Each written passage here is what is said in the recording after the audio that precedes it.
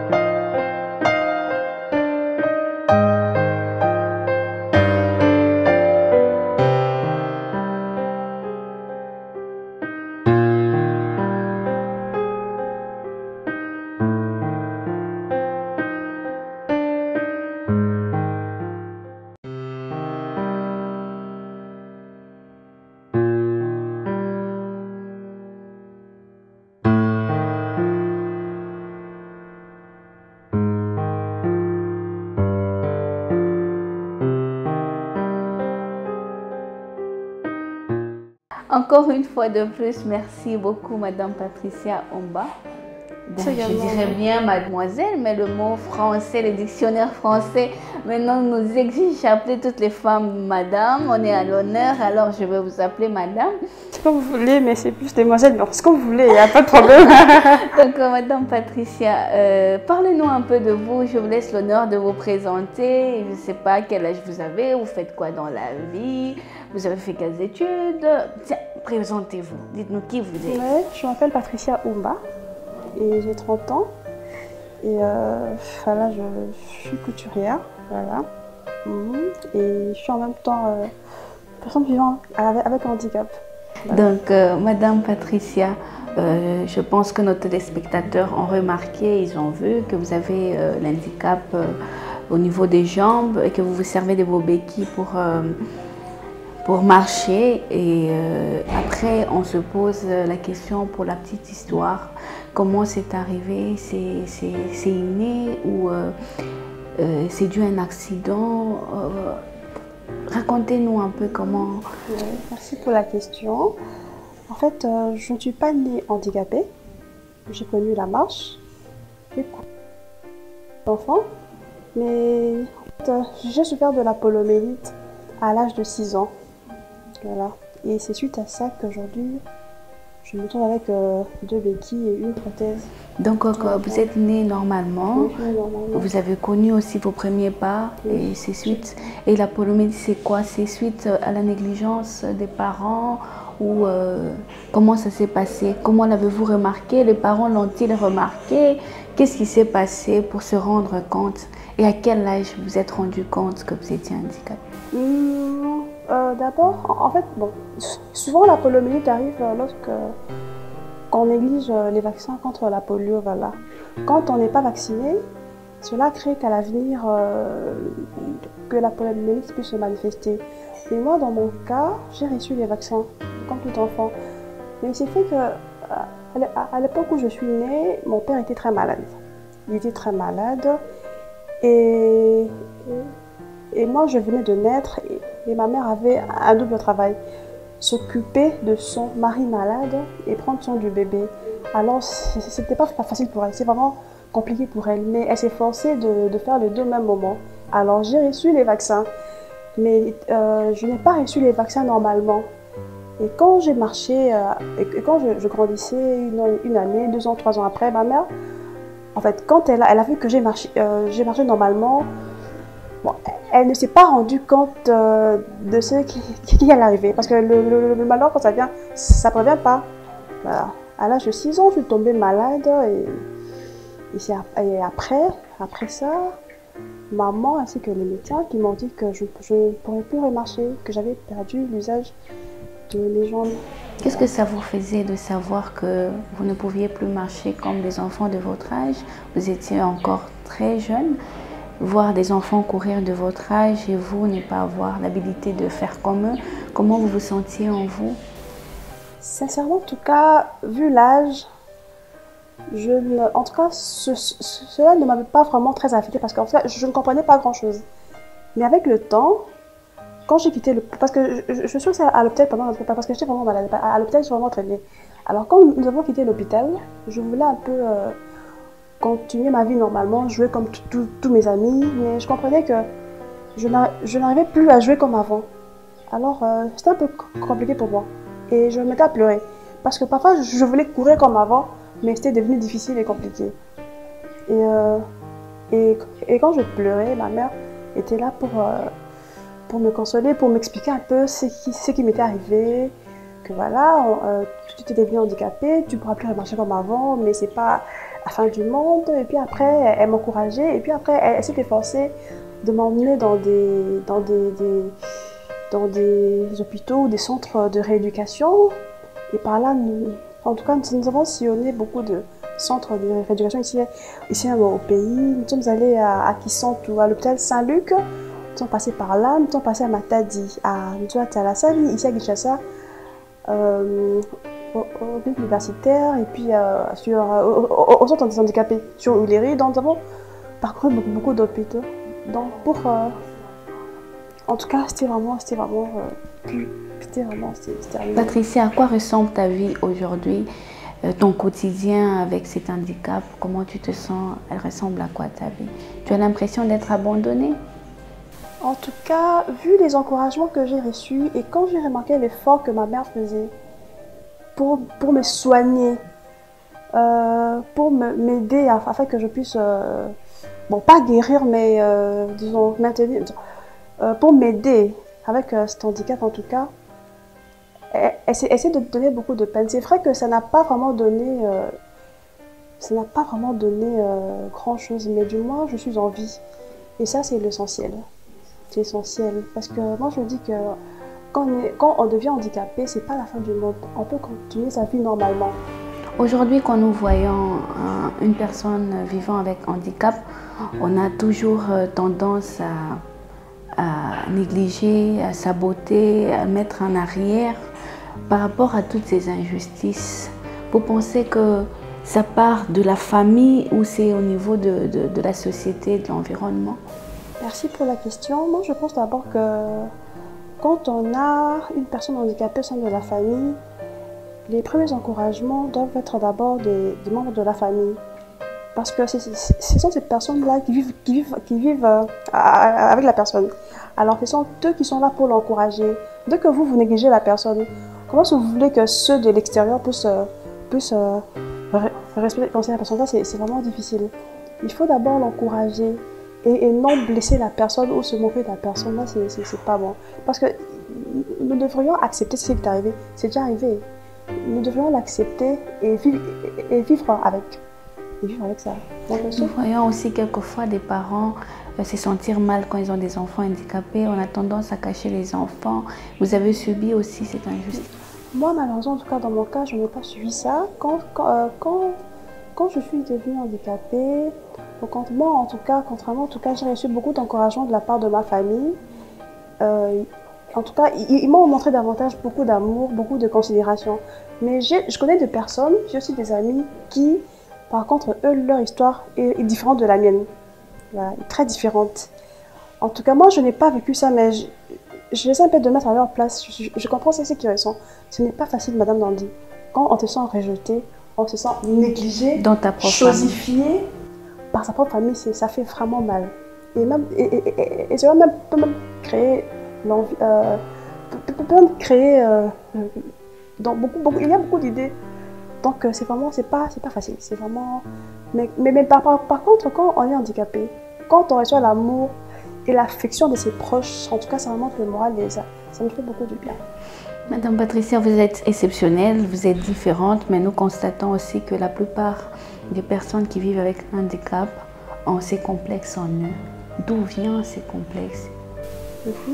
Premièrement, d'abord, de la personne elle-même d'abord. Parce que il faut s'accepter tel qu'on est. Il faut accepter ce qu'on est, ce qu'on devient. Vous voyez, être complexé d'abord, je pense que c'est un état d'esprit. Hein. Dès que vous voulez être, dès que vous pensez que, dès que vous croyez d'abord inférieur par rapport aux autres. Donc, vous avez cet état d'esprit-là, donc vous n'allez rien faire de bien. Et puis, c'est aussi vos proches aussi. Souvent, ce sont les proches aussi qui incitent les gens à avoir cet état d'esprit-là. Parce que quand vos proches vous chosifient, vous marginalisent, madame, quand vous faites l'effort d'essayer un peu de sortir de cette... de sortir de là, mais c'est pas souvent compliqué. Donc, ce sont nos proches qui doivent aussi nous aider aussi à surmonter à surmonter ce Malheureusement, nous constatons aussi que eux-mêmes, des personnes vivant avec handicap, ne sont pas capables de faire comme les autres. Ils se mettent toujours à l'arrière. Pensez-vous qu'une femme handicap a quelque chose à apporter dans sa communauté? Oui, merci pour la question, oui. Je veux aussi ajouter que quelque part, quand un enfant devient handicapé, la famille ou les parents souvent abandonnent l'enfant. Comme on l'avait dit, certains le cachent à la maison. Parce que moi, je connais des gens qui témoignent. À mon époque, quand je suis devenue handicapée, ma famille me cachait. Alors, certains sont cachés par les parents. Quand les visiteurs viennent à la maison, les parents cachent les enfants parce que c'est comme si vous devenez une honte pour eux. Or, c'est pas bien. Et il y a des parents aussi qui refusent catégoriquement d'envoyer les enfants à l'école. Parce qu'ils pensent que cet enfant n'a pas d'avenir, ça ne sert à rien de l'envoyer à l'école, mais c'est pas ça. Et puis, quand la personne grandit avec ce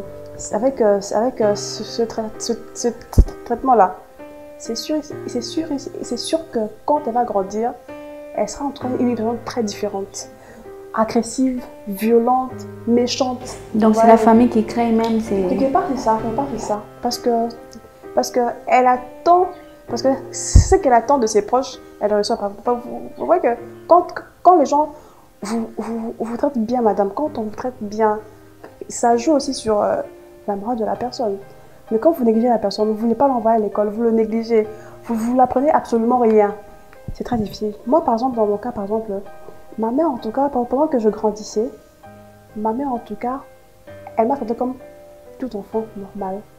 Elle m'a permis d'aller à l'école et à la maison aussi. Elle m'a aussi aidé comme tout enfant. Quand je me comportais mal, elle me blâmait. Et si on me tapait, elle me tapait. Mais il y a des parents, quand un enfant est handicapé, c'est comme si...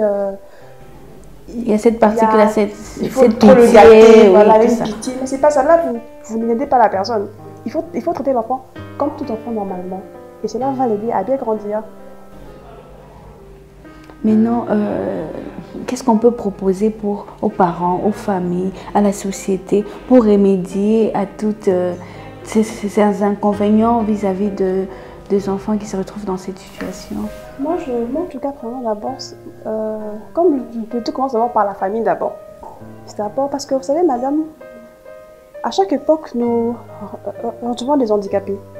En fait, c'est pas un souhait, mais donc nous sommes dans toutes les époques.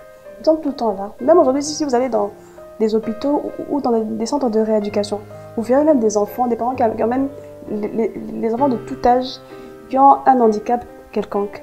Alors pour ces parents-là, ce sont ces parents-là d'abord qui doivent d'abord aider leurs enfants d'abord. Vous voyez, ce sont eux qui vont permettre aux enfants d'être des personnes utiles à la société. Voilà. Madame Patricia, le 30 décembre, c'est la journée internationale des femmes vivant avec un handicap. Vous pensez que cette journée a lieu d'y être? Qu'est-ce que ça apporte depuis que ça existe? Vous avez déjà participé? Qu'est-ce que vous en pensez? Oui, merci beaucoup. Sincèrement, en fait, je sais que la journée existe. D'ailleurs, ça sera dans quelques jours, dans quelques semaines. Le 30 décembre, la journée internationale de la femme handicapée. Je sais que la journée existe, mais sincèrement, en tout cas, je n'ai pas encore participé, je n'ai jamais participé Aux activités. Mais qu'est-ce que vous pensez de cette journée? Qu'est-ce que vous penserez qu'est-ce qui aurait dû être fait pour mettre en valeur la femme handicapée? Moi, je pense que d'abord, il faudrait que lors de cette journée-là, qu'il y ait des activités ou bien qu'il y ait plus de comment de sensibilisation, parce qu'il y a beaucoup de femmes qui ne connaissent pas, des femmes qui sont handicapées mais qui ne savent même pas cette date-là. Beaucoup ne le savent pas. Alors, moi, je pense que c'est une date où il doit y avoir une sensibilisation, voilà, pour la femme. De quelle manière la promotion faire, oui. De quelle manière devront-nous sensibiliser et tout ça? Qu'est-ce que vous pouvez recommander à la plupart des personnes? Montrer au monde que la femme handicapée est une femme normale, comme toute autre femme. Elle n'est pas une chose, elle n'est pas un monstre, elle n'est pas... Donc c'est une femme normale qui peut vivre qui peut vivre sa vie normalement et qui a une place dans la société, comme une femme, comme une personne. Mais c'est là aussi, c'est suite à la mentalité de gens de notre société. Je ne sais pas. Si vous me permettez qu'on aille un peu plus du côté un peu privé, hein, comment vous sentez-vous par rapport, par exemple, dans votre vie amoureuse, vous avez déjà eu ça? Vous vous sentez rabaissé, vous vous sentez valorisé? Comment ça se passe dans ce cadre-là? Premièrement, d'abord, je suis célibataire. Je suis célibataire, mais je connais des personnes handicapées. J'ai des amis, des proches qui sont handicapés. Mais dès que vous les posez la question pour leur demander comment ça s'est passé, en tout cas, peu d'entre elles vous diront que c'était bien. Parce que souvent, une femme handicapée est très souvent rejetée d'abord par sa belle famille d'abord. Parce qu'un homme peut vous approcher. Quand un homme vous aime vraiment, il va vous approcher et il va vous accepter tel que vous êtes. Mais quand le monsieur se décide d'aller vous présenter auprès de sa famille, c'est là où les problèmes surgissent. Parce que d'abord, il y a des familles qui n'ont pas de tact. Quand ils voient une personne d'abord, la manière dont il vous accueille d'abord il s'étonne. Mais c'est quoi ça? Justement. T'as pas trouvé mieux que celle-là? Déjà, on commence à décourager le mal. Déjà, vous êtes découragé vous-même d'abord. Et quand vous aimez la personne, en tout cas, pour que vous puissiez être à l'aise, ça dépend de l'amour de cet homme-là et de sa maturité aussi. Quand il est mûr, il vous aime vraiment, en tout cas, il va rester avec vous, quel que soit votre état. Et comment vous sentez-vous par rapport à toutes ces injustices au niveau de la famille? Moi, en tout cas, comme je le dis, madame, en tout cas, moi d'abord, vraiment, je ne suis pas complexée. Parce que pour être maltraité par la société, c'est d'abord vous-même d'abord. Quand vous-même, vous acceptez tel que vous êtes, il faut dire qu'en tout cas, ce qui est arrivé est déjà arrivé, je l'accepte, je vis avec. Vous avez la tête haute, madame. Peu importe ce qui va arriver, allez droit de l'avant, restez vous-même. Vous verrez que vous n'aurez pas, même si les gens vous insultent, se moquent de vous, madame, en tout cas, vous allez vous en foutre. Et puis, il faut s'en foutre. Parce que moi, je me dis, madame, pour ceux qui se moquent des handicapés, par exemple, est compliqué. Nous sommes tous normalement. Pour certains, c'est la poliomyélite, pour d'autres, ce sont des injections et autres, et des maladies autres. Mais vous savez qu'une personne peut être valide aujourd'hui, le matin peut-être, mais d'ici la journée, le soir, il peut y avoir un accident. Et puis demain après-demain, il se retrouve en chaise roulante ou avec des béquilles. Alors si par exemple, tu traitais les handicapés, tu l'es maltraité, tu l'es marginalisé. Est-ce que si tu te retrouves dans ce cas-là, est-ce que tu ne seras pas bien en toi? Voilà. Du coup, tu vas être déséquilibré parce que tu t'es pas préparé. Donc, il faut conseiller aux gens de se préparer déjà et de vivre normalement la situation. Ah non, c'est préparé. Mais bon, pas seulement c'est préparé. Bon, c'est préparé, c'est un peu trop fort, mais savoir que tout peut arriver à tout moment. Voilà, tout peut arriver. Voilà. Alors avant de négliger les gens ou de mal les traiter, il faudrait se poser la question que si cela vous arrive, aimeriez-vous qu'on vous traite comme vous traitez ces personnes-là?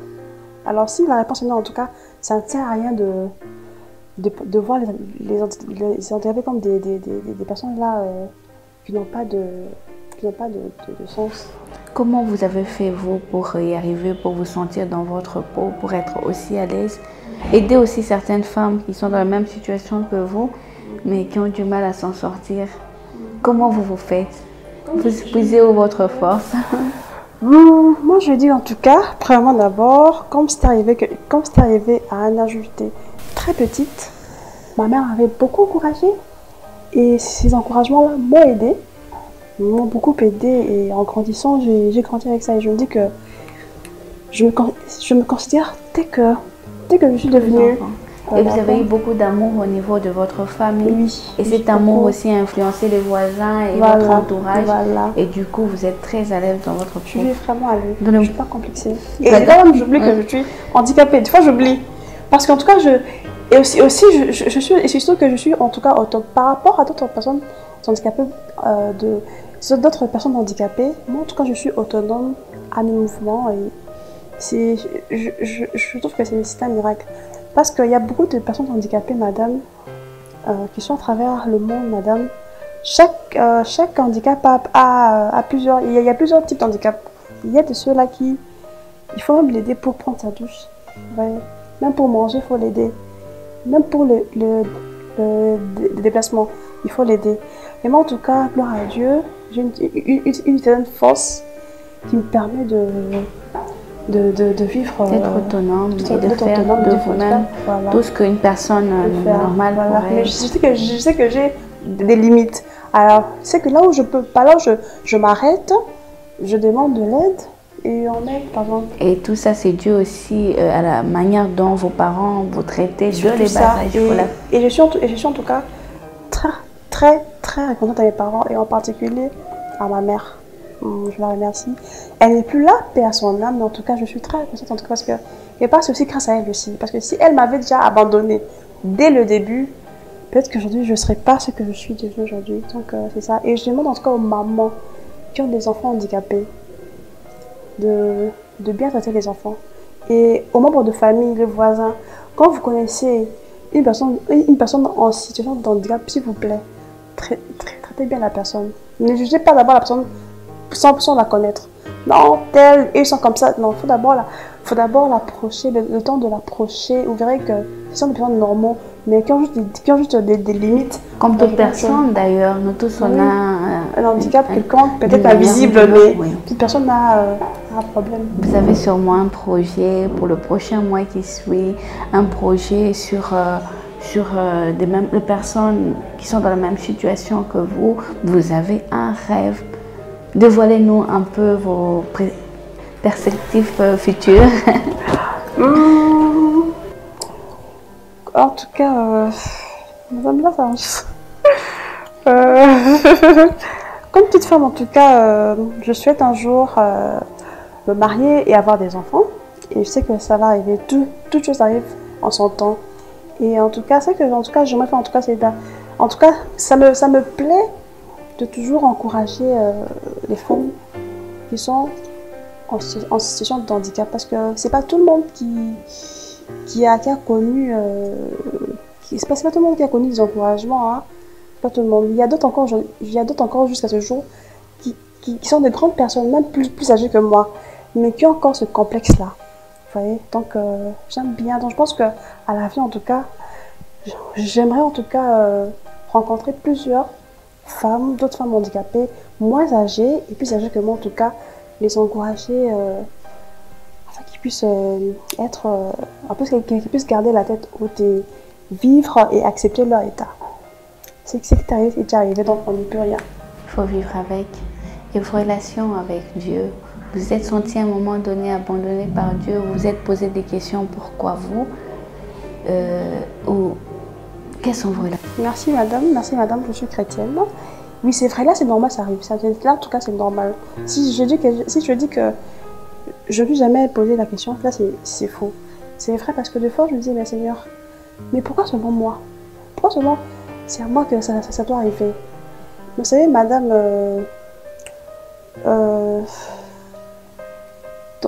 comme on dit, dans toutes circonstances, il faut toujours remercier Dieu. Donc, du fait qu'on est en vie, c'est déjà un miracle. Parce que vous savez, madame, quand une personne meurt, quand nous pleurons la personne, c'est cette douleur-là est souvent due à la séparation. Nous n'allons plus revoir la personne, c'est fini. Mais quand on est en vie, Dieu nous a encore permis de respirer. Moi, je pense que quel que soit l'handicap ou autre situation que nous avons, mais tant que nous sommes encore en vie, en tout cas, nous devrions être très, très reconnaissants envers Dieu. C'est déjà un miracle. Merci. Alors, un petit mot d'encouragement. J'aimerais que vous parlez aux femmes qui sont dans la même situation que vous. Votre caméra est juste là. Regardez-les droit dans les yeux et leur dire qu'il n'y a aucun complexe et que vous vivez normalement et quelques conseils pour qu'elles s'en sortent aussi comme vous.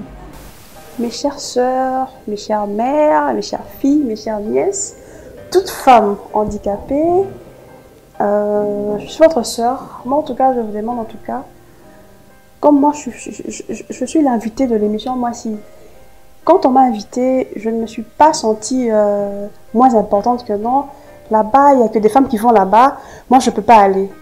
J'ai accepté de venir parce que je me sens normale. Je me sens à l'aise. Alors, vous qui êtes à la maison, qui êtes partout où vous êtes, les dames qui pensent que la vie n'a pas de sens, n'a plus de sens pour vous, mes chères sœurs, détrompez-vous. La vie continue. Et acceptez ce cas-là. Acceptez, peu importe les problèmes que vous rencontrez au niveau de la belle famille, de la famille, mais vous pouvez les surmonter et surtout garder la foi en Dieu. Et en toute chose, il faut toujours remercier Dieu. Il est le maître du temps et des circonstances. Alors, merci beaucoup, Madame Patricia. C'était un grand honneur et merci d'avoir enseigné la plupart des femmes qui vous ont suivi aujourd'hui. Et nous espérons encore vous retrouver très bientôt pour d'autres expériences. Merci à vous. D'ailleurs, l'émission Moi aussi, il y a plusieurs personnes qui se sont plaintes. Vous aussi, vous étiez dedans. Qu'on ne valorise plus la femme handicap. Nous devons médiatiser pour montrer l'importance et montrer ce qu'elles sont réellement. Alors, l'émission Moi aussi prendra cet engagement de le faire régulièrement et pour acquérir encore plus d'expérience avec des femmes vivant avec handicap. Merci beaucoup, madame. Merci, Madame Patricia. D'accord, à la prochaine.